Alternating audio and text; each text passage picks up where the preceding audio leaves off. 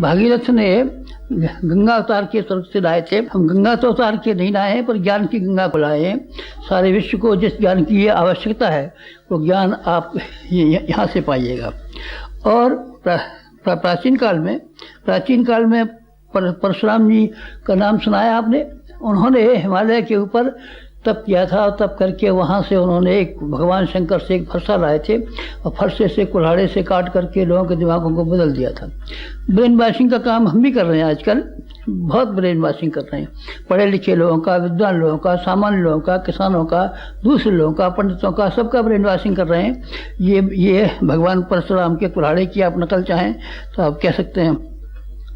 जमदग्नि ने उत्तरकाशी में प्राचीन काल में एक अरण्यक बनाया था, जिसमें परिव्राजक तैयार होते थे।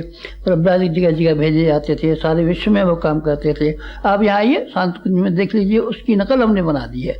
नकल इसलिए बना दी है कि जो प्रेरणा हमको हमारे मास्टर ने हिमालय ले जा करके उससे संबंध जोड़ करके संबंध बना दिया, वो आपको यहाँ मिल सके। इसके अलावा नारद जी का नाम सुना है। नारद जी ने संगीत के माध्यम से सारी दुनिया को हिला दिया था। नारद ब्रह्म और शब्द ब्रह्म, ये दोनों ब्रह्म हैं। इससे उन्होंने, नारद जी ने पार्वती को ज्ञान दिया था, ध्रुव को ज्ञान दिया था, वाल्मीकि को ज्ञान दिया था, प्रहलाद को ज्ञान दिया था, सावित्री को ज्ञान दिया था, जाने कितनों को ज्ञान दिया था। और वो ज्ञान ऐसा था कि उनके जीवन की कायाकल्प हो गया। वो काम भी हमने किया है यहाँ रह करके। यहाँ शंकराचार्य का नाम सुना है। उन्होंने 4 धाम बनाए थे, इसमें से एक धाम बद्रीनाथ धाम भी है उत्तराखंड का। बाकी धाम रामेश्वरम है, द्वारका है, ये जगन्नाथ है। हमने 2400 शक्तिपीठें बनाई, आप यहाँ देख सकते हैं। और दूसरी जगह भी जा करके आप देख सकते हैं। वो काम जो कि हमारे गुरु ने हमको हिमालय, देवात्मा हिमालय के साथ जोड़ करके किया, वो सब काम हमने यहाँ कर डाले। क्योंकि देवात्मा हिमालय का यहाँ हमने मूर्ति बना दी है। इसके लिए बना दी है, अपने लिए। हम तो हवा से हैं, हमको तो 3 बार भेजा गया है, तो हमने तो उन सब स्थानों को देखा है और उनके जीवात्माओं से सूक्ष्म संबंध स्थापित किए हैं। पर आपके लिए हमने शांत को बना दिया है। आप यहाँ आया कीजिए। आप यहाँ आया करेंगे तो यहाँ के वातावरण में नवीनता है। गंगा के किनारे में एक नवीनता होती है, हिमालय की विशेषताओं में एक नवीनता होती है। संतरे नागपुर के मीठे होते हैं, लखनऊ के आम मीठे होते हैं, मुंबई के केले मीठे होते हैं। इस भूमि को हमने अपने सारे जीवन भर में एक ही काम महत्वपूर्ण किया है कि हमने वो देवात्मा हिमालय का एक देव मंदिर यहाँ बना दिया है। उसमें सारे के सारे हिमालय को आप यहाँ बैठ कर के भी देख सकते हैं। और ऋषियों की जो परंपरा थी, उन्होंने क्या क्या काम किए थे, इसको भी आप चाहें तो यहाँ आकर के देख सकते हैं। ये बहुत महत्वपूर्ण कार्य थे जो हमने किए हैं और आपके लिए किए हैं। आपका जन्मदिन हुआ करे तो आप यहाँ जरूर आया कीजिए।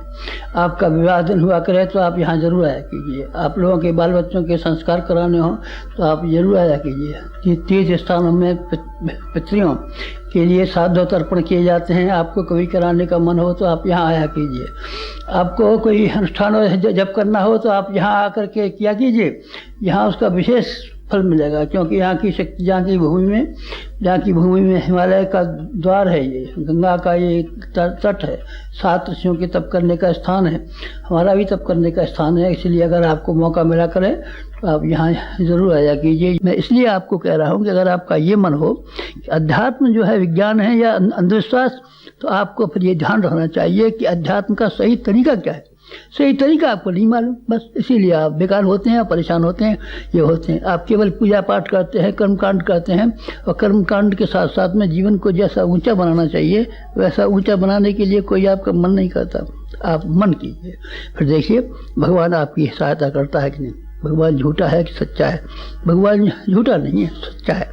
भगवान कैसा देखा आपने, हमने कैसा देखा, चलिए बताते हैं। भगवान को हमने प्रतिछाया के रूप में देखा और भगवान को हमने प्रतिध्वनि के रूप में देखा। प्रतिछाया क्या? शीशे में जैसा अपना चेहरा देखते हैं बिल्कुल हूबहू वैसे ही होता है।